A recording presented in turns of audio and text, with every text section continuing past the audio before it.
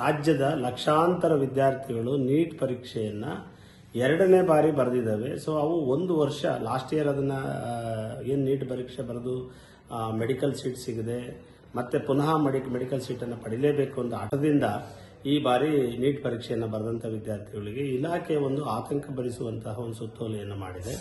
ಅದೇನು ಅಂತಂದರೆ ಯಾವ ವಿದ್ಯಾರ್ಥಿಗಳು ಸಿಇಟಿಯನ್ನು ಬರೆದಿರಲ್ವೋ ಅಥವಾ ಸಿಇಟಿಗೆ ಅಪ್ಲಿಕೇಶನ್ ಸಿಇಟಿ ಪೋರ್ಟಲ್ ರಿಜಿಸ್ಟರ್ ಮಾಡಿರಲ್ವೋ ಅಂಥ ವಿದ್ಯಾರ್ಥಿಗಳಿಗೆ ನೀಟಿನ ಸೀಟ್ ಹಂಚಿಕೆಯನ್ನು ಮಾಡಲ್ಲ ಅಂತೇಳಿ. ಸೊ ನೀಟ್ ಪರೀಕ್ಷೆ ಬರೆಯೋಕ್ಕಿಂತ ಮುಂಚೆನೆ ಆ ಎಲ್ಲ ವಿದ್ಯಾರ್ಥಿಗಳಿಗೂ ಅಥವಾ ಪಬ್ಲಿಕ್ಕಲ್ಲಿ ಅದನ್ನು ಅನೌನ್ಸ್ಮೆಂಟ್ ಮಾಡಿದರೆ ಆ ವಿದ್ಯಾರ್ಥಿಗಳು ಸಿಇಟಿನಲ್ಲೂ ಕೂಡ ರಿಜಿಸ್ಟ್ರೇಷನ್ ಅನ್ನು ಮಾಡ್ತಾ ಇದ್ವು.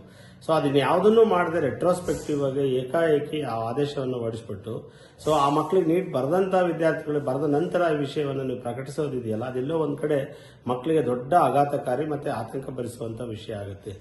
ಯಾಕೆ ಸಿಇಟಿ ಬೋರ್ಡಿನ ಡೈರೆಕ್ಟ್ರು ಒಂದಲ್ಲ ಒಂದು ತಪ್ಪುಗಳನ್ನು ಮಕ್ಕಳ ಮೇಲೆ ಮಾಡ್ತಾ ಇದ್ದಾರೆ ಅನ್ನೋದು ಎಲ್ರಿಗೂ ಆಶ್ಚರ್ಯ ತರಿಸುವಂಥ ಸಂಗತಿ.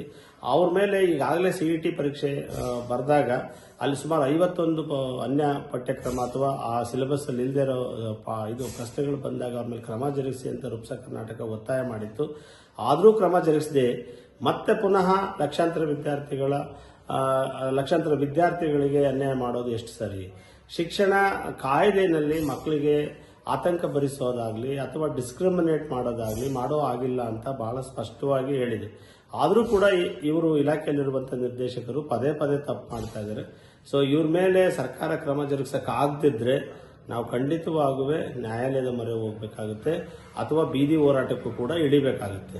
ಸೊ ಮುಖ್ಯಮಂತ್ರಿಗಳು ಮಧ್ಯಪ್ರವೇಶ ಮಾಡಿಬಿಟ್ಟು ಆ ಮಕ್ಕಳ ಆತಂಕವನ್ನು ತಕ್ಷಣ ನಿವಾರಣೆ ಮಾಡಬೇಕು ಮತ್ತು ಆ ಮಕ್ಕಳಿಗೆ ಸೀಟ್ ಹಂಚಿಕೆ ಆಗುವ ಹಾಗೆ ನೋಡ್ಕೋಬೇಕು. ಯಾವ ಮಕ್ಕಳ ಮಧ್ಯನೂ ಕೂಡ ಡಿಸ್ಕ್ರಿಮಿನೇಷನ್ ಆಗಬಾರ್ದು ಅಂತೇಳಿ ರೂಪ್ಸಾ ಕರ್ನಾಟಕ ಒತ್ತಾಯ ಮಾಡುತ್ತೆ.